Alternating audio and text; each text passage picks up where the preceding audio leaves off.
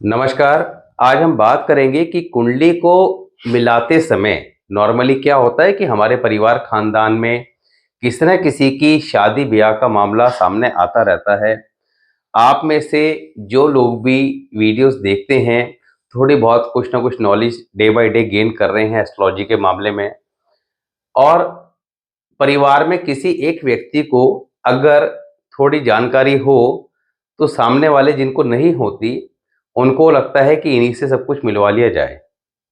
अब पूर्णतया जानकारी के अभाव में कई बार हम गलत डिसीजन ले लेते हैं या गलत कुंडली चेक कर लेते हैं। यहाँ पर आपने वीडियोस में बहुत बार सुना होगा कि शादी करते समय गुण मिलान करना चाहिए। ये तो हमें सबको पता ही है कि गुण मिलान करना चाहिए। मगर बहुत सारे एस्ट्रोलॉजर्स को ये कहते भी सुना होगा कि गुण मिलान केवल पर्याप्त नहीं है, प्रॉपर कुंडली मिलाकर ही शादी करनी चाहिए। अब ये कुंडली मिलाकर शादी करना से मतलब क्या है? बहुत सारी चीज़ें देखी जाती हैं कि कुंडली के अंदर अगर एक के दाम्पत्य जीवन में कमी है, तो वो कमी दूसरे के दाम्पत्य जीवन में ना हो। यानी कि एक माइनस है तो दूसरा प्लस, प्लस माइनस मिला के गाड़ी चल जाए। मगर दोनों ही माइनस हों तो गलत है। अब ये माइनस क्या है, प्लस क्या है, ये कैसे चेक किया जाए? नॉर्मली गुण तो मिलाने चाहिए ही चाहिए, मगर बहुत बार आपने ऐसा भी देखा होगा कि जातक के गुण 36 में से 30 मिले, 28 मिले, 29 मिले, 32 मिले, 33 ही मिल गए। मगर शादी के कुछ समय बाद ही या तो डाइवोर्स हो गया या दोनों अपने अपने घर लड़ाई झगड़े शुरू हो गए। इस तरह की स्थितियों का सामना भी करना पड़ता है। कई लोगों के जीवन में लड़ाई झगड़े चलते रहते हैं मगर तलाक नहीं होता, और कईयों के जरा से स्टार्टिंग में ही लड़ाई झगड़े होते हैं और बात तलाक पे आ जाती है और वो अपने घर, वो अपने घर। अब अगर हम थोड़ा सा ध्यान से बिफोर मैरिज कोई भी कुंडली किसी भी बच्चे की सामने आती है और चेक कर ले कि इसके जीवन में मैरिड लाइफ को लेकर क्या चैलेंजेस रहने वाले हैं और क्या उनको ठीक किया जा सकता है, तो निश्चित तौर पर हम आने वाली बहुत बड़ी परिस्थिति से बचाव कर सकते हैं। क्योंकि मैरिड लाइफ हमारे जीवन का सबसे महत्वपूर्ण पार्ट है। नॉर्मली एक व्यक्ति बड़ा होता है, 25 से 30 वर्ष की आयु के बीच में उसकी शादी होती है। शादी का 50 साल का जो टाइम पीरियड होता है, वो उसका अपने लाइफ पार्टनर के साथ स्पेंड होता है। लाइफ पार्टनर अच्छा मिल जाए तो जातक जीवन के अंदर कितने भी उतार चढ़ाव आए, उनको ईजिली मैनेज कर लेता है। मगर लाइफ पार्टनर खराब आ जाए तो जातक तरक्की क्या करेगा, वो तो घर में ही उलझा रहेगा। अपने पारिवारिक, अपने निजी झगड़ों से ही जब परेशान रहेगा, तो बाहर काम धंधा कैरियर कैसे मैनेज कर पाएगा? अब कई बार हम लोग अपने आसपास जो पंडित जी होते हैं उनसे गुण मिलान करा लेते हैं। गुण मिलान करना कोई बहुत बड़ी बात नहीं है। आज की डेट में सबको पता है कि बहुत सारे सॉफ्टवेयर अवेलेबल हैं, मोबाइल में डाउनलोड करें और लड़का लड़की की डिटेल डालकर गुण मिलान कर लें। मगर गुण मिलान के साथ साथ आपको हॉरोस्कोप देखनी नहीं आती, आपको कुंडली मैच मेकिंग नहीं आती, कोई बात नहीं, मगर कुछ चीजें अवश्य ही देख लेनी चाहिए। अवश्य ही देख लेनी चाहिए। क्यों देख लेनी चाहिए? क्योंकि आप अगर किसी लड़की को लेके आ रहे हैं या दामाद को लेके आ रहे हैं, उसका ससुराल वालों के साथ ही झगड़ा रहेगा, तो फायदा क्या हुआ लाने का? उसके अपनी फादर इन लॉ से नहीं बनेगी, उसके अपने मदर इन लॉ से नहीं बनेगी, गुस्से वाला होगा, मन में नेगेटिव विचार आएंगे, उसकी भाषा ऐसी खराब होगी कि आपने कुछ कह दिया और वो पलट के उल्टा सीधा जवाब देगा ही देगा। तो जब हम फर्स्ट टाइम किसी से मिलते हैं तो इस बात का बिल्कुल भी आइडिया नहीं होता, क्योंकि कोई व्यक्ति कितना भी गुस्से वाला हो, कितना भी मुंहफट हो, मगर जब थोड़ी देर के लिए कहीं मिलता है तो वो अपना इस तरह का रिएक्शन कभी नहीं दे पाता, नॉर्मली ठीक से बिहेव करता है। मगर जब आप लगातार साथ रहते हैं देन इन चीजों को एक्सपीरियंस करते हैं। तो यहाँ पर किसी के गुण मिलान के साथ साथ आपने इन बातों को अवश्य कंसिडर करना है। बहुत सरल सरल आपको कुछ पॉइंट बता रहे हैं, ये आपने लड़का या लड़की जो भी हो उसकी कुंडली में चेक कर लेना है।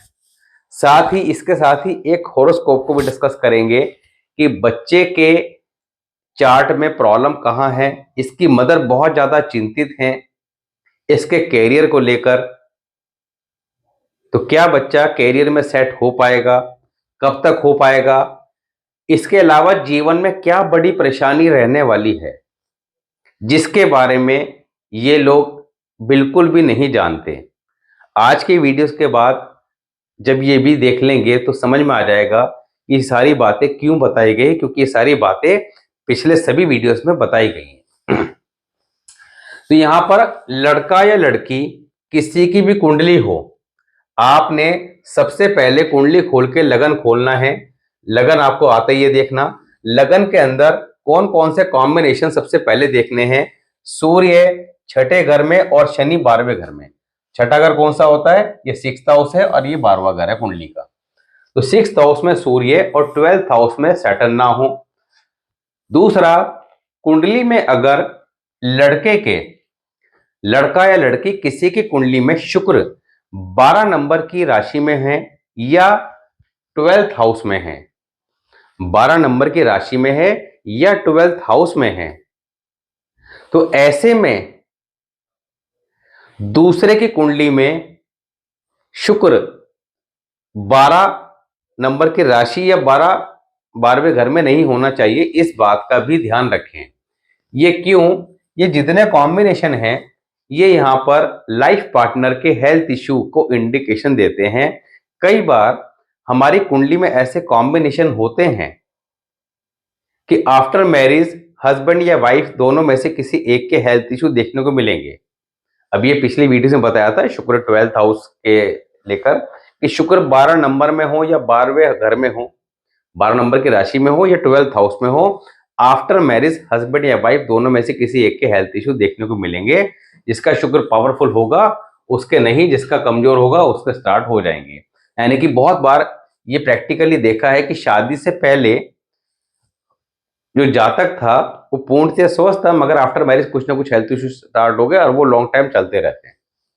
हालांकि इन सब चीजों को ठीक किया जा सकता है समझ के, मगर पहले हमें प्रिकॉशन फॉलो करनी है कि भाई ये कॉम्बिनेशन ना हो।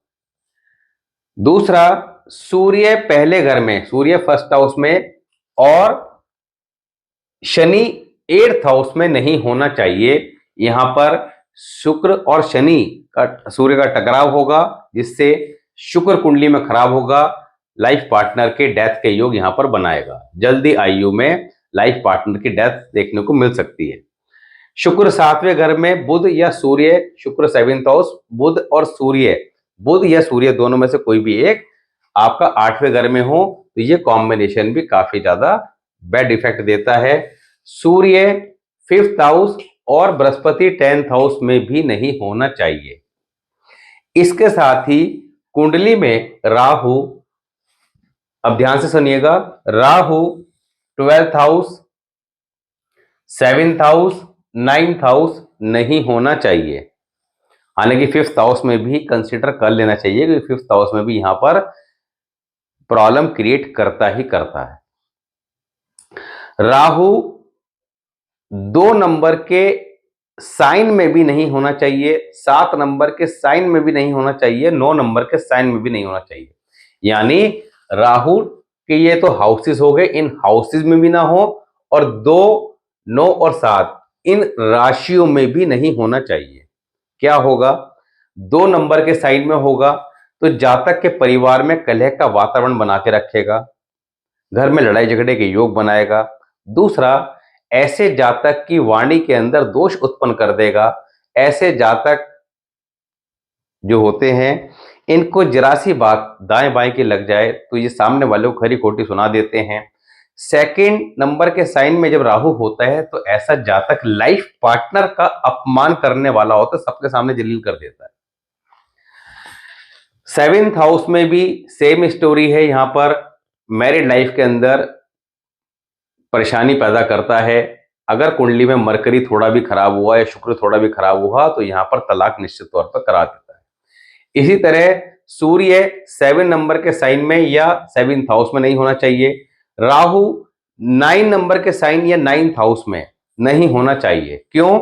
क्योंकि यहां पर ये ससुराल वालों के साथ थोड़ा सा रिलेशन खराब करता है अगर कुंडली में खराब हुआ तो। 90% केस में 9th हाउस का राहु खराब रिजल्ट ही देता है, मगर 10% केस में अच्छे रिजल्ट भी देता है। ये राहु 9th हाउस के जो प्ले लिस्ट थी, जो वीडियोस थी, राहु इन 12th हाउस, वहां पे डिटेल में बता रखा है। जिसका हो वो जाके समझ जाए कि अच्छा या खराब है।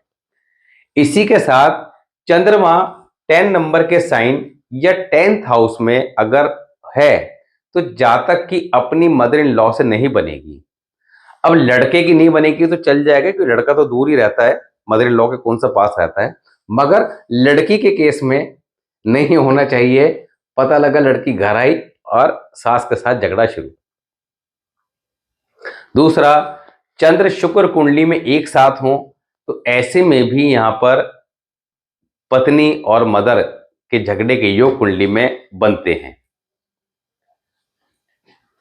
तीसरा, मंगल चौथे घर में या 8वें घर में अकेला नहीं होना चाहिए। अब किसी जातक के मंगल अगर चौथे घर में है तो इनको गुस्सा बहुत आता है। नॉर्मली 90% केस में ये मंगल खराब होता है, जबरदस्त मंगल बद बन जाता है। ये मंगल चौथे घर वाला पूरे परिवार को बर्बाद करने वाला होता है। इतना गुस्सा इन लोगों को जब आता है तो ये गुस्से में अपनी ना इज्जत की परवाह करते हैं। अपने घर में ऐसे जातक का दबदबा रहता है, सबको कंट्रोल करके रखते हैं, बहुत दुखी करते हैं। हालांकि अगर मजबूरी हो शादी करना तो इन सब चीजों को समय रहते समझ के ठीक किया जा सकता है, चिंता की कोई बात नहीं। मगर फर्स्टली जब हमारे सामने कोई चार्ट आए मैच मेकिंग के लिए तो ये पॉइंट्स हमारे पास नोट जरूर होने चाहिए कि इन सारे पॉइंट्स को सबसे पहले अट्रैक्टिव चेक करें, साथ ही गुण चेक कर लें। गुण एक बार को 18-19 है चल जाएंगे, मगर ये पॉइंट्स मैच करते नहीं होने चाहिए। शुक्र या मंगल कुंडली में किसी तरह भी कनेक्शन बना रहे हों। अब कनेक्शन बहुत तरह से बनता है, तो यहां पर ये करेक्शन के बारे में कंसेक्यूटिव हाउस का रूल भी अप्लाई होता है, दृष्टि का नियम भी अप्लाई होता है। शुक्र मंगल जब भी कुंडली में एक साथ बनेंगे, शुक्र शनि कुंडली में एक साथ मिल रहे होंगे, यहां पर प्रॉब्लम क्रिएट करेंगे। तो ऐसे में पहले तो ये जो बैड योगा है इनको अवॉइड करके चलें। अगर मजबूरी हो जाए तो समय रहते समझ लें, ताकि वो बैड योगा आफ्टर मैरिज जो अपना नेगेटिव इंपैक्ट देने वाले हैं उनसे समय रहते रेमेडीज करके बचा जा सके। और ये बात ध्यान से समझ लीजिए कि अगर आपके खुद के बच्चे के हॉरोस्कोप में किसी प्रकार के मैरिड लाइफ के चैलेंजेस के योग बने हुए हैं तो आपको उस बच्चे के लिए जो लाइफ पार्टनर मिलेगा वो उसी प्रकार का मिलेगा, चाहे 50 कुंडली देख लीजिएगा। किसी की कुंडली में योग है कि लाइफ पार्टनर इगोस्टिक गुस्से वाला आएगा तो उसको रिश्ते भी सारे ऐसे ही आएंगे। और ये मैंने एक नहीं 1000 बार देखा हुआ है कि हमारे एक रिलेटिव हैं तो वो कुंडली मिलवाते थे बच्चे के लिए। अब उनके जितने भी रिश्ते आए सारे के सारे लड़कों में गुस्से वाले। तो मैंने बोला, मैंने कहा ये तो भैया इसको मिलेगा ही ऐसा, और इसके लिए दोनों मिलके अपनी अपनी रेमेडी करें। क्योंकि अगर इसकी कुंडली प्रॉब्लम है मैरिड लाइफ को लेके तो मैरिड लाइफ एक से चलती नहीं है, सेम प्रॉब्लम जो है वो लड़के के चार्ट में भी होगी।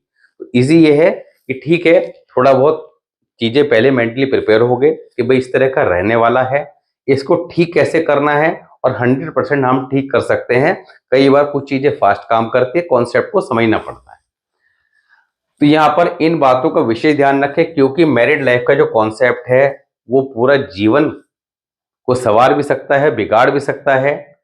और मैरिड लाइफ के अंदर आप देखते हैं कि बच्चों की शादी करते हैं तो लाखों रुपए और आजकल तो करोड़ों रुपए खर्च हो जाते हैं। उसके बाद अगर इस तरह की कोई घटना घट जाए तो ये बहुत ज्यादा परेशानी का कारण बनता है।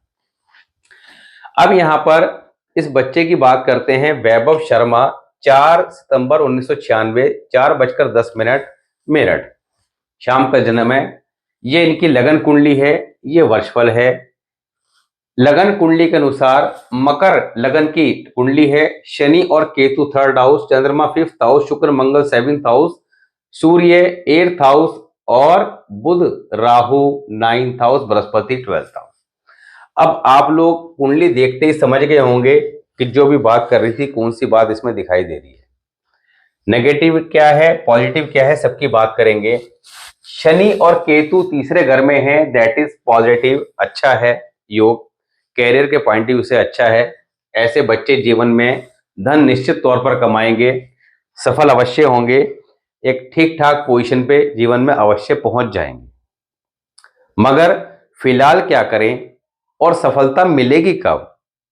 तो यहां पर लास्ट वीडियो में आपको बताया था कि हमने कुंडली को ऐसे डिवाइड कर देना है, नीचे के पोर्शन में प्लैनेट ज्यादा है तो जीवन के सेकेंड हाफ में जातक ज्यादा सफलता अर्जित करेगा, ज्यादा धन अर्जित करेगा। ये इसके बारे में हमने लास्ट वीडियो में बात करी थी। तो 40 साल की उम्र के बाद जातक के जीवन में ग्रोथ की स्पीड बढ़ती दिखाई निश्चित तौर पर देगी। मगर कुंडली के अंदर ऐसा क्यों है, इस बात को भी समझेंगे। कुंडली में सबसे बड़ा दोष है पितृ ऋण बना हुआ है। बुध और राहु दोनों 9th हाउस में बैठ गए, जो जबरदस्त पितृ ऋण बनाते हैं। पितृ ऋण का अर्थ क्या होता है? जातक की किस्मत कमजोर हो गई, भाग्य कमजोर हो गया। जब भाग्य कमजोर हो जाएगा तो क्या होगा? जातक को जीवन में मेहनत ज्यादा करनी पड़ेगी, संघर्ष ज्यादा करना पड़ेगा, तब जाके उसको 2 रुपए मिलेंगे। जिनकी भाग्य अच्छा होता है उनको बिना कुछ करे बहुत कुछ मिल जाता है। दूसरा, बृहस्पति बुध और राहु यहां पर 9th हाउस में है, तो यहां पर जो अभी बात बताई कि राहु 9th हाउस में है तो क्या प्रॉब्लम क्रिएट करेगा? राहु और बुध दोनों 9th हाउस में आ गए, एक योग कुंडली में बन गया, जेल खाना, दवा खाना, पागल खाना। इस योग के बारे में हमने पहले चर्चा करी थी, प्ले लिस्ट में जाकर इस योग के बारे में डिटेल में समझ सकते हैं। जेल खाना का अर्थ होता है किसी न किसी कारण कोर्ट कचहरी पुलिस थाने के आजीवन चक्कर लगना, या डॉक्टर या अस्पताल के चक्कर लगना, दैट इज दवा खाना। एंड पागल खाना, मेंटल स्ट्रेस जरूरत से ज्यादा रहना। ये सारी चीजें देखने को मिलेंगी। इसके अलावा शुक्र मंगल कुंडली में 7वें घर में एक साथ बैठ गए, लाइफ पार्टनर गुस्से वाला, एग्रेसिव नेचर का होगा, पति पत्नी में टकराव की स्थिति का सामना करना पड़ेगा। शनि केतु की दृष्टि भी यहां पर बुध और राहु पे जारी है, तो शनि केतु दोनों यहां पर पहुंच गए बुध राहु के पास।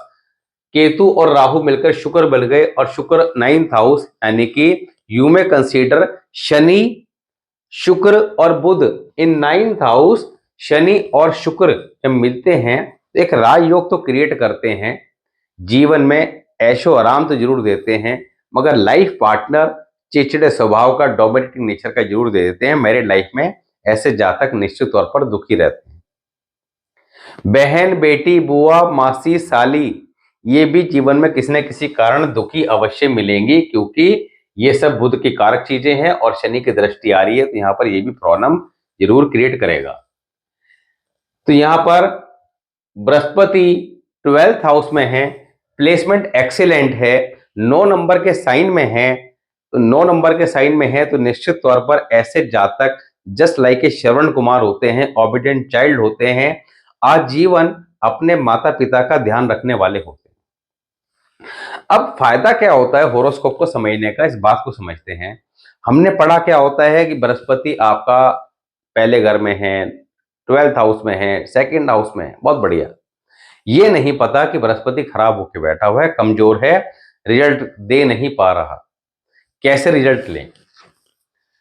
सूर्य और बृहस्पति भी यहां पर मिल रहे हैं। अकॉर्डिंग टू लाल किताब के दृष्टि के कॉन्सेप्ट से सूर्य और बृहस्पति जब कुंडली में मिलेंगे तो जातक के परिवार खानदान में कोई ना कोई घर का बुजुर्ग सरकारी नौकरी में देखने को मिलेगा, या तो लड़के के परिवार में होगा, नहीं तो जहां शादी होगी वहां मिल जाएगा, या नानके भी हो सकता है, बुजुर्ग कोई ना कोई मिलेगा। ऐसे जातक का भाग्य उदय बेटे की पैदाइश के बाद होगा, मगर बेटा आसानी से होगा नहीं। तो इस कुंडली में कैरियर के पॉइंट ऑफ व्यू से ठीक है।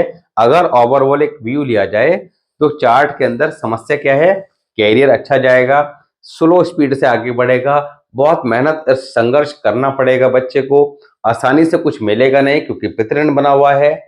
जीवन के सेकंड हाफ में सफलता मिलेगी, मैरिड लाइफ में थोड़ा चैलेंजेस रहेगी, संतान को लेकर चिंता परेशानी की स्थिति का सामना करना पड़ेगा। जातक पैसा अच्छा कमाएगा मगर जोड़ 1 रुपया नहीं पाएगा, कहीं ना कहीं सारा पैसा खर्च हो जाएगा। ये यहां पर इस कुंडली का एक शॉर्ट में निचोड़ है। करना क्या है, दैट इज इंपॉर्टेंट। ऐसे जातकों को लगन कुंडली के अनुसार गले में गोल्ड चेन अवश्य पहननी चाहिए, कोई भी माला गले में नहीं पहननी चाहिए, घर में जाले नहीं लगे होने चाहिए, धार्मिक किताबों पर डस्ट नहीं होनी चाहिए, माथे पे, कानों पर, गले पर, नाभि पर और जीभा पर केसर का तिलक नियमित रूप से लगाए। साथ ही घर में टेडी बियर सॉफ्टो इनके रखे होते हैं जो कि कभी रखने नहीं है, ना ही कभी किसी से गिफ्ट लेने हैं। इसके अलावा इसके अलावा सिल्वर का square piece 1 inch by 1 inch अपने पर्स या पॉकेट में हमेशा रखे। डेली पीपल के पेड़ पर जल चढ़ाए संडे को छोड़कर। तो ये काम आजीवन भर के लिए फिक्स हो गए। वर्ष फल की बात करें तो वर्ष फल में क्या करना है बच्चे ने, वर्ष फल में भी देखिए अब यहां पर ये योग जेल खाना दवा खाना वाला और मेंटल स्ट्रेस वाला लगन कुंडली में था, वर्ष फल में भी आया हुआ है। वर्ष फल में ये योग आया हुआ है, वर्ष फल चल रहा है इसका 4 सितंबर शुरू हो गया, 4 सितंबर 25 तक चलेगा। यानी कि जो खराब योग लगन कुंडली में है वर्ष फल में रिपीट हो जाए तो उस साल ज्यादा दुखी करेगा। इस साल मेंटल स्ट्रेस बहुत ज्यादा रहने वाला है, ये योग अपना काम निश्चित तौर पर करेगा। करना क्या है, नंबर 1, हर सोमवार दूध का दान मंदिर में लगातार करें। इसके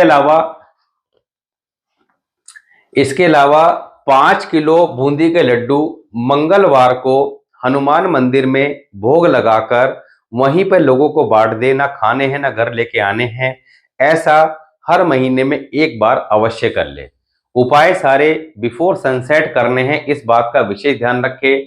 डेली गंगा जल अपने ऊपर छिड़के, सर पे व्हाइट कैप पहने मैक्सिमम टाइम। दूसरा, महीने में एक बार किसी अस्पताल चले जाएं, वहां के कैंटीन से कुछ खा पी लें और वहीं से कुछ आपका दवाई वगैरह ले आएं। ऐसा एक बार महीने में अवश्य कर लें। तो ये उपाय लगातार करें। इस साल हरे रंग का कपड़ा नहीं पहनना, हरे रंग की वस्तुओं से दूर रहना है। माँ की सेवा करनी है क्योंकि माँ से भी किसी न किसी बात पे झगड़ा होता दिखाई देगा, करना नहीं है। माँ ने कहा दिन तो दिन और रात तो रात, जितनी सेवा करेगा उतना ज्यादा ये वर्ष उसको शुभ फल प्रदान करेगा। तो इन बातों का ध्यान रखें, अपने उपाय करें, निश्चित तौर पर लाभ और शुभ परिणाम दिखाई देंगे। तो इसी प्रकार समय रहते चीजों को समझ के आने वाले चैलेंजेस को ठीक करना है। इस वर्ष फल के जो उपाय बताए हैं ये 4 सितंबर तक ही करने हैं। 4 सितंबर जैसी आ जाए बर्थडे तब स्टॉप कर देने हैं। नया वर्ष फल जब स्टार्ट होता है, स्टार्ट होने से लगभग 30 दिन पहले अपना पॉजिटिव या नेगेटिव इंपैक्ट देना स्टार्ट कर देता है। तो हमें अपने वर्ष फल को 15-20 दिन पहले कम से कम अवश्य समझ लेना चाहिए। इसी प्रकार चीजों को समझें, समय रहते ठीक करें, निश्चित तौर पर कर सकते हैं। विश्वास और धैर्य की जरूरत है। मिलते हैं नेक्स्ट वीडियो में, तब तक के लिए नमस्कार।